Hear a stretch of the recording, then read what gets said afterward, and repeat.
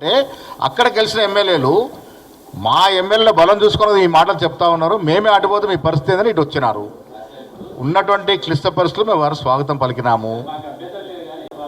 100% కాంగ్రెస్ కార్యకర్తలు ఏళ్ళ తరబడి పనిచేసిన కార్యకర్తలకు ఎక్కడ కూడా అన్యాయం జరగనీయము. మీరు చూస్తూ ఉన్నారు 10 మంది ఎమ్మెల్యేలు మాకు ఎమ్మెల్యేలుగా చేరిన చోట కూడా దాన్ని బ్యాలెన్స్ చేస్తూ ఉన్నాము.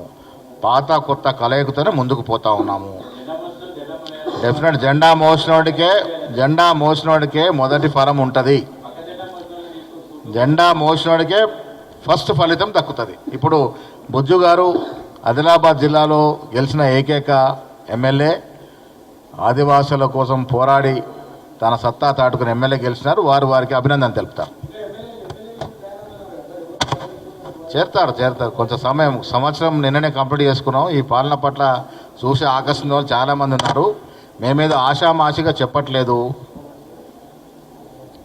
ఇవాళ రోజు మా మీద విచ్చలవిడిగా విమర్శ చేస్తున్నటువంటి కొంతమంది బీఆర్ఎస్ ఎమ్మెల్యేలు కూడా మాతో టచ్లో ఉన్నారు. ఏదో ఒక రోజు వారు కూడా శుభముహూర్తం చూసుకొని జాయిన్ అవుతారు.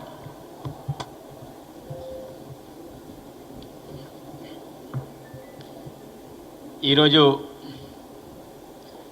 గౌరవనీయులు తెలంగాణ రాష్ట్ర ముఖ్యమంత్రి రేవంత్ రెడ్డి గారి పరిపాలన విధానాన్ని ఆకర్షితులై మహేష్ కుమార్ గారి యొక్క ఆధ్వర్యంలో కాంగ్రెస్ పార్టీలో చేరినటువంటి తాజా మాజీ ఎంపీ సోయం బాపురావు గారికి, అదేవిధంగా తాజా మాజీ ఎమ్మెల్యే ఆత్రం సక్కు గారికి మనస్ఫూర్తిగా స్వాగతిస్తూ, వాస్తవంగా మీడియా మిత్రులు చాలా విషయాలు అడుగుతున్న విషయం మీ అందరికీ తెలుసు. ఆదిలాబాద్ పార్లమెంట్ విషయం వచ్చేసరికి 7 నియోజకవర్గాలలో కేవలం ఏకైక ఎమ్మెల్యే నేను ఒక్కరు మాత్రమే. పూర్తి స్థాయిలో 4 సీట్లని కూడా భారతీయ జనతా పార్టీ చేతిలో ఉన్నాయి, మిగతా 2 బీఆర్ఎస్ పార్టీలో ఉన్నాయి. గత పాలనకి ఇప్పుడున్న పాలనకి పోల్చుకుంటే మేము ఎన్ని వందల సార్లు గృహ నిర్బంధం అయ్యామో మీకు ఒకసారి గుర్తు చేస్తూ ఉన్నాం. ప్రజాస్వామ్యతంగా నిరసన తెలిపే హక్కు కూడా ఆ రోజుల్లో లేనటువంటి పరిస్థితి. ఇక్కడ ఉన్నట్టు మా బల్మూరు వెంకట్ గారిని ఎన్నిసార్లు అరెస్ట్ చేసినారు, రేవంత్ రెడ్డి గారిని మమ్మల్ని ఎన్నిసార్లు హౌస్ అరెస్ట్ చేసినారు. ఒక్కసారి గుర్తు చేసుకోవాల్సిందిగా నేను హరీష్ రావు గారిని, కేటీఆర్ గారిని కోరుతా ఉన్నాను. మీరు చట్టాన్ని చేతిలోకి తీసుకుంటాము, అధికారులను ఇష్టం వచ్చినట్టు ద్వేషిస్తాము, పోలీస్ అధికారులు నిధులు నిర్వహించకుండా అడ్డుకుంటాము, మేము ఎమ్మెల్యేలు ఉన్నప్పుడు మా రాజ్యం ఇది అనుకుంటే ఎలా అవుద్దండి? చట్టం ఎవరికి కూడా చుట్టం కాదు. అది సామాన్యుడు కావచ్చు, ఒక ఎమ్మెల్యే కావచ్చు. నేను ఎమ్మెల్సీ అయినంత మాత్రం నాకు కూడా పరిమితులు ఉంటాయి, నాకు కూడా హద్దులు ఉంటాయి. ఆ హద్దులో ఉండే వ్యవహరించాలి. ఇష్టారాజ్యంగా రోడ్లను బ్లాక్ చేస్తాం, ఇష్టారాజ్యంగా ఎవరినంటే వాడిని తిడతాము, మా భాషలో తిడతాము, అడ్డమైన భాష మాట్లాడతాము. ఏంటిది ఎటుపోతా ఉంది? ప్రజాస్వామ్యంలో మీకు మాట్లాడే హక్కు ఉంది. సమస్యలు ఉంటే ముఖ్యమంత్రి గారు రండి, నేనే తీసుకెళ్తాను, మాట్లాడిపిస్తున్న మాట సందర్భంలో చాలాసార్లు చెప్పినాను.